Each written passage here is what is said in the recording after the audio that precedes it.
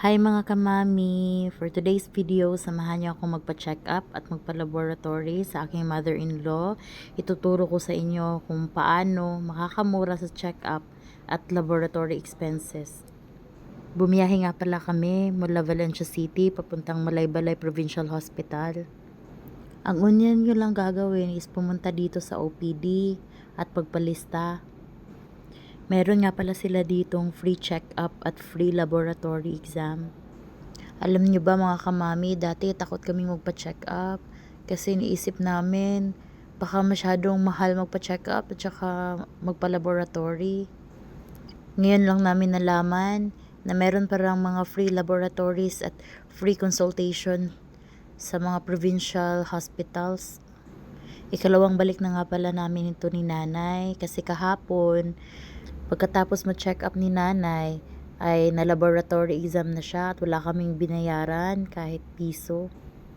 Kaya mga kamami, huwag kayong matakot magpa-check up, lalo na pag yung parents nyo may nararamdamang hindi maganda sa katawan. Huwag kayong matakot magpa-check up kasi may mga free check up at consultation na. Plano ko lang sanang i-vlog yung consultation check-up ng nanay namin, kaso nagulat kami sa result ng doktor. Malubha na pala yung karamdaman ni nanay. She was diagnosed with stage 4 chronic kidney disease. Gusto ko lang naman sanang gumawa ng video para makatulong dun sa mga may nararamdaman pero takot magpa-check up.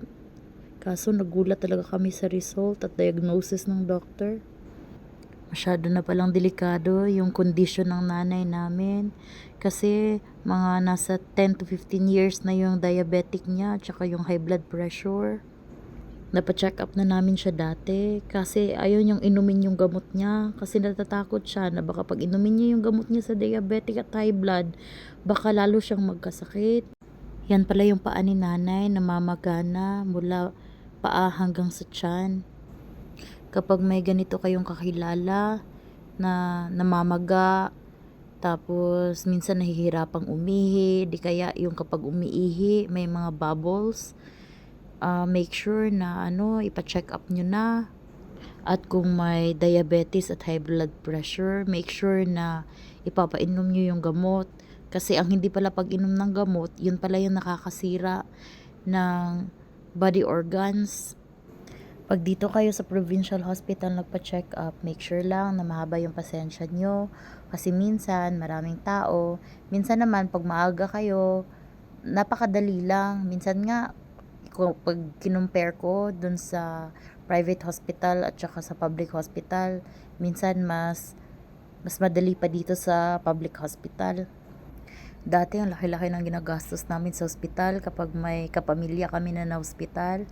Ngayon lang namin nalaman na meron palang provincial hospital na madali lang, tsaka wala ka talagang babayaran kahit na-admit ka pa. Yung gagastusin mo na lang is yung mga reseta na wala sa loob ng hospital, kailangan mo yung bilhin sa labas, yun lang. So, makakagastos ka pa rin, pero napaka-konti lang compared kung nag-private hospital ka. Lalo na pag may mga kasama ng operation, napakagastos kapag sa private hospital. Huwag kayong matakot magpakonsulta kung meron kayong nararamdaman o yung mga kakilala nyo. Buti na nga lang din at maaga naming napacheck up si nanay. Medyo malala na yung kondisyon niya, pero maaagapan pa naman para hindi siya madialysis kasi nasira na talaga yung kidney niya. Pero sabi ng doktor, baka kayanin pa ng gamot na injectable at iihi niya yung mga swelling niya, yung pamamaga niya sa paa. Minsan nahihinaan na siya ng loob pero lagi namin sinasabi sa kanya na magtiwala lang sa Panginoon kasi wala namang ibibigay ang Panginoon na hindi natin kakayanin. May chance pa daw na hindi madialysis si nanay. Again, huwag kayong matakot kumonsulta sa doktor kung meron kayong nararamdaman. Kung meron kayong pera, mas maigi kung sa private hospital kasi maaalagaan kayo ng mabilisan. Pero kapag medyo ka po sa budget, pwede kayong dumulog dun sa mga provincial hospitals. Yun lamang po at maraming salamat sa panonood.